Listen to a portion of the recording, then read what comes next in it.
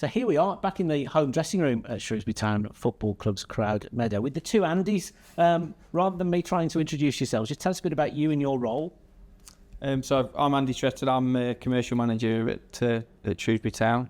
Been in the commercial department since 2008. Been commercial manager since 2016, I think it was. So it's basically, as the title suggests, it's all commercial activity at the football club, trying to generate revenue for the football club, and primarily to assist the manager in getting the players onto the pitch. So at the time when everybody else goes off on their summer holidays, puts their feet up and goes on the beach, I gather this is presumably one of your busiest times of the year. It is a busy time for us, yeah. Sometimes there's a perception that we all go home, but that certainly isn't the case, particularly for the backroom staff here. It's nice to get the weekends back for a bit, but yeah, as you mentioned, it is a busy time for us, either renewing commercial deals or trying to get new ones in place for the season coming up, because it certainly comes around quick. The fixtures are out on Wednesday the 26th, so it doesn't seem 2 minutes since the season finished, and then the next 10 months will be dictated to us once again. But it's always an exciting time, fixture day, and then we can really start planning for the new season. And how about the other Andy? You're a little bit more of a newbie in this role, aren't you? I am, actually. So yeah, I was recently appointed as business development manager, so predominantly to sort of assist Andy in the fantastic work he's done over the years, but to sort of try and give a new, different angle to the club,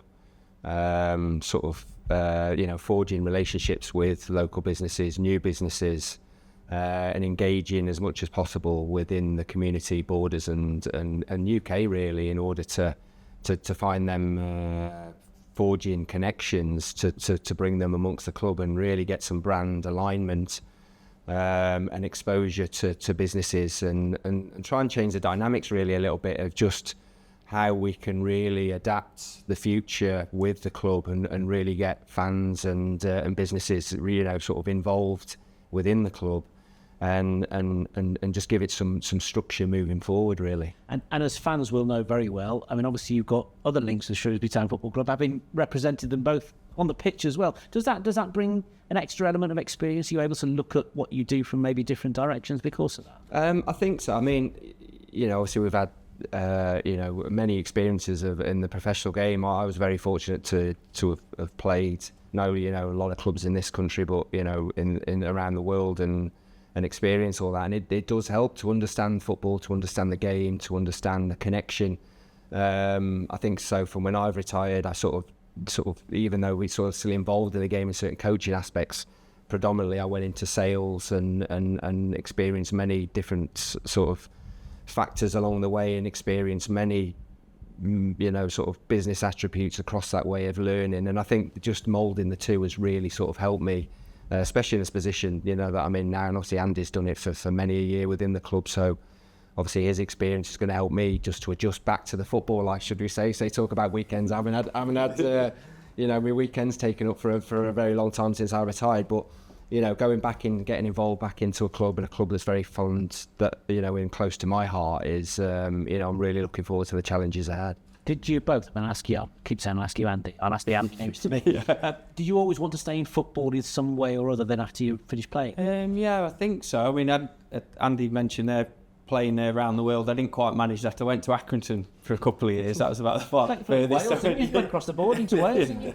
Yeah, Hereford I did. That is like another part of the world, though. And I sort of retired early, so it was quicker than I thought. So I was potentially looking. The usual one is looking coaching, but it was taken away from me quite quickly. So thankfully, I had a role appeared at the football club in the commercial side of things, and things just developed from there, really. So I was fortunate that the club gave me a chance, and the club's been a big part of both our lives. Certainly mine. The family's born here, been lived here. Much to my mum's disgust, I've been in Shropshire more than half my life now. Being from Derby, yeah. So I'm an adopted Salafian, I think is the terminology. So we know what the football club means to the community. What was your journey into the business side then? Did you have a plan when you retired? I think I always had a plan. It sort of got cut short. I think you make your own sort of way in life and stuff. It didn't quite work out, but I think you just got to move on quite quickly. I think you do, no matter what anyone says, you go through quite difficult times. Like I did when you finish, you do find dark days, but it's just finding a way back in and amongst it, and sometimes getting away from that football sort of reality of life and doing something different actually helped me in the end. So it's, again, through many experiences from my own businesses, again, you just learn throughout the years. You just find, as I said, you find your own way, and you learn all these little things, from working for yourself or working for other people, and all these little bits that you learn along the way has obviously put me in good stead, and very fortunate, as I said, to be in the position I'm sort of in now to help the club. So when you were players, you'd have had involvements with sponsors. You'd have duties, wouldn't you, where you'd have to go and talk or meet and greet or what have you. But the kind of sponsorship involvement maybe that was in football 15, 20 years ago is nothing compared to what it is now. How many different ways are there for local businesses to connect and engage? Yeah, I think it's certainly developed, hasn't it? I mean, Andy will probably testify. We can remember sponsors coming in primarily before match, so it would be the match sponsors coming around the dressing rooms, getting merchandise signed. But it certainly wasn't to the extent that businesses can get their exposure now. Name on the stadium. Yeah, we were talking earlier, weren't we? Yeah, we've got the stadium, the stands, the shirts. Obviously, the front of the shirt has been around for a while now, but we've got sponsors on the back of the shirt, on the sleeves, on the shorts. We turn it into like an F1 uniform if we could, but that's just the EFL restrictions.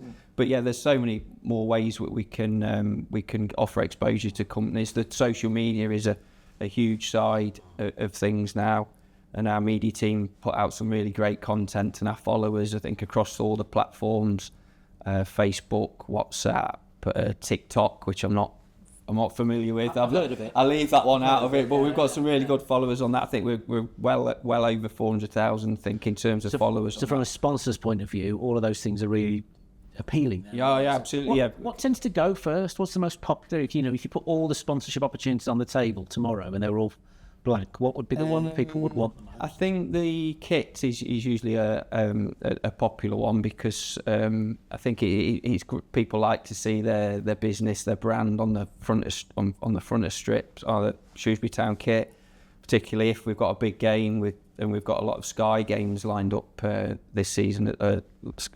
Games live on Sky this season with the new Sky deal. We've got over 20 home games going to be televised live on Sky, so that's going to increase everyone's exposure, particularly the kit, the stadium, the pitch side advertising, things like that. So yeah, going back to your earlier question, it's a totally different to ball game to particularly when I was playing. Maybe not. You're a bit younger than me, aren't you? So it's part of your job, Andy, to actually get out and about in the local business community, network, talk to people, explain what some of the partnership opportunities are. Exactly. So I'm predominantly I want to get out amongst the community and within business, and just whether they're more than welcome to come here and have a chat, or I'll go out to businesses. I like to learn about the business, who they are, what they do, and actually have a sit down and just an informal chat about how their brand can actually be sort of driven forward and drive their growth through a platform that's already here. I think Andy touched there. There's some obviously not the TV sort of coverage this year, but we've also got some there's some big games. Although some big Derby, for example, have got promoted, but we've still got this year a huge game against Wrexham that's going to have global sort of exposure.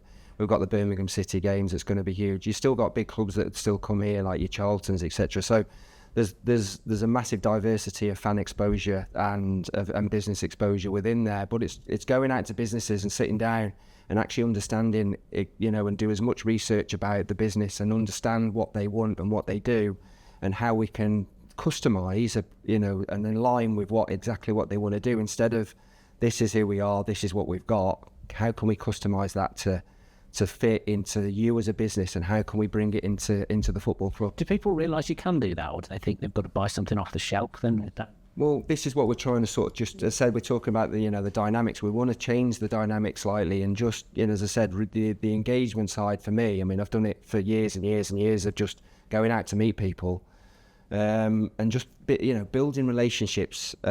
People buy off people. It's just a fact of life. And if we can forge that relationship as a club and really get that engagement and that understanding and just go and visit people, I think we can really sort of mould and build stuff again, not only for this season but the future, and for next season and the season after, which is really important. We'll obviously have packages in place, so there's some structure, but we can always tweak things if there's aspects of them that don't work for a particular company. Social media might not appeal to some, so we can take that out and replace it with, say, the more standard form of advertising, the pitch side boards that we've got there, or the match programme, which is still a popular way of doing it. So yeah, we've obviously got the packages in place, but we can tweak them to suit, and we're very flexible in that respect. Yeah. Excellent. So final question then to both of you then.